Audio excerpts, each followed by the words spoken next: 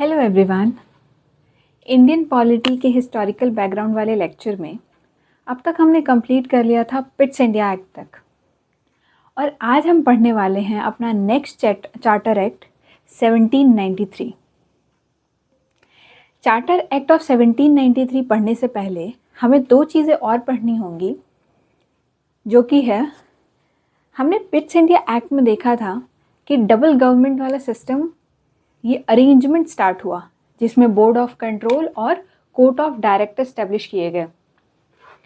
और ये board of control और कोर्ट ऑफ डायरेक्टर्स वाला जो ये अरेंजमेंट है, डबल गवर्नमेंट अरेंजमेंट, ये चलेगी 1858 तक। 1858 में गवर्नमेंट ऑफ इंडिया एक्ट आता है और यहाँ पर ईस्ट इंडिया कंपनी अबॉलिश हो जाती है। और यहीं ईस्ट इंडिया कंपनी के अबॉलिश होने के साथ साथ ये डबल गवर्नमेंट वाला सिस्टम भी यहीं पर अबॉलिश हो जाता है। फर्स्ट चीज़ हमारी ये है। सेकंड पॉइंट ये है कि 1786 में न्यू गवर्नर जनरल अपॉइंट हुए और वो थे लॉर्ड कॉर्नवालिस। इससे पहले जो हमारे पहले गवर्नर जनरल ऑफ बंगाल थे वो थे लॉर्ड वॉरेन हेस्टिंग्स, लेकिन न्यू 1786 में अपॉइंट हुए, उनका नाम है लॉर्ड कॉर्नवालिस। इनको अपॉइंट करने के साथ साथ अपॉइंट करने से पहले कॉर्नवालिस ने अपनी दो डिमांड्स रखी कि अगर ये दो डिमांड्स अगर कॉर्नवालिस की पूरी की जाएंगी तभी वो इस पोस्ट को एक्सेप्ट करेंगे। और वो दो डिमांड ये थी कि गवर्नर जनरल कभी भी अपने एग्जीक्यूटिव काउंसिल के साथ में मिल करके कोई भी डिसीजन लेते थे, लेकिन इन्होंने ये डिमांड रखी कि किसी स्पेशल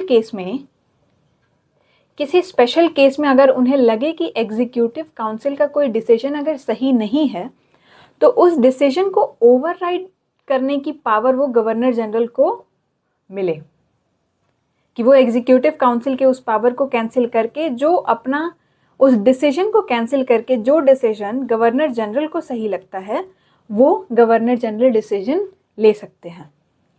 सेकंड, उन्होंने डिमांड ये रखी कि कमांडर इन चीफ जो है वो गवर्नर जनरल होना चाहिए, यानी गवर्नर जनरल को ही कमांडर इन चीफ की जो पोस्ट है वो मिले। कमांडर इन चीफ कौन होता है? जो हमारे सभी सेनाओं के, आर्मी, एयरफोर्स और नेवी के जो हेड होते हैं उसे हम कहते हैं कमांडर इन चीफ, और ये पोस्ट मिले गवर्नर जनरल को।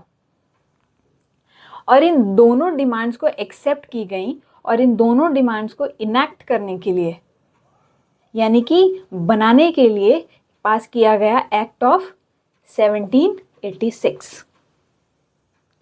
अब आता है हमारा चार्टर एक्ट ऑफ 1793।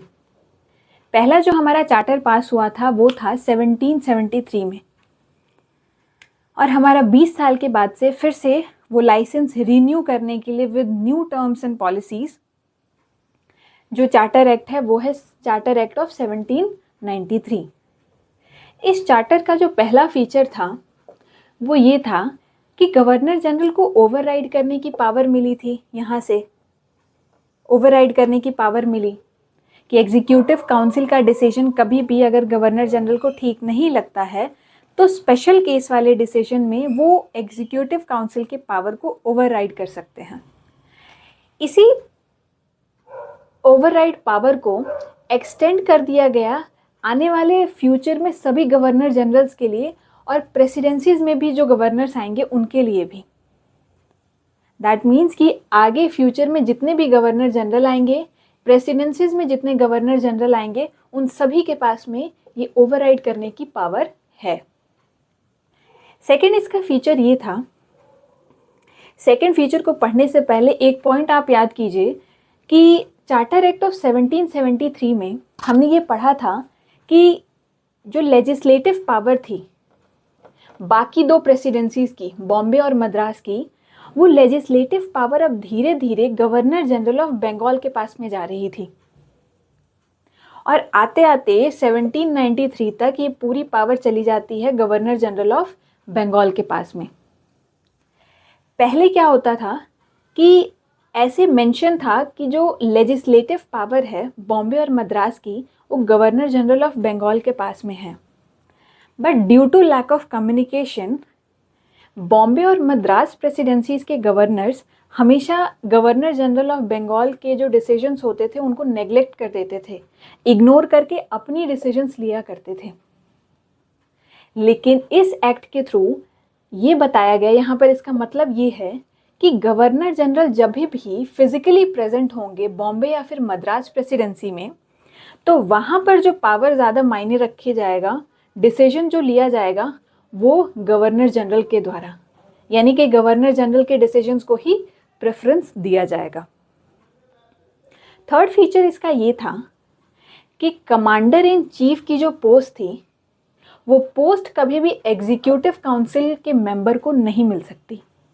जो 4 मेंबर एग्जीक्यूटिव काउंसिल था उसमें से किसी भी मेंबर को ये पोस्ट नहीं मिल सकती। फिफ्थ पॉइंट इसका ये था कि डबल गवर्नमेंट में जो बोर्ड ऑफ कंट्रोल था, बोर्ड ऑफ कंट्रोल जिसमें कि ब्रिटिश पार्लियामेंट के मेंबर्स थे, ब्रिटिश पार्लियामेंट के मेंबर्स, इनको अब जो सैलरी मिलेगी वो मिलेगी इंडियन रेवेन्यू से। इसका फोर्थ पॉइंट ये है कि हमें पता था east India company trade monopoly कर रही थी, अकेले ही इंडिया में ट्रेड कर रही थी और कोई कंपनी वहाँ पर नहीं थी। और ये बार बार जो इनका ये लाइसेंस था ट्रेड करने का, ये हर 20 साल में एक्सटेंड होता था, दैट मीन्स रिन्यू होता था।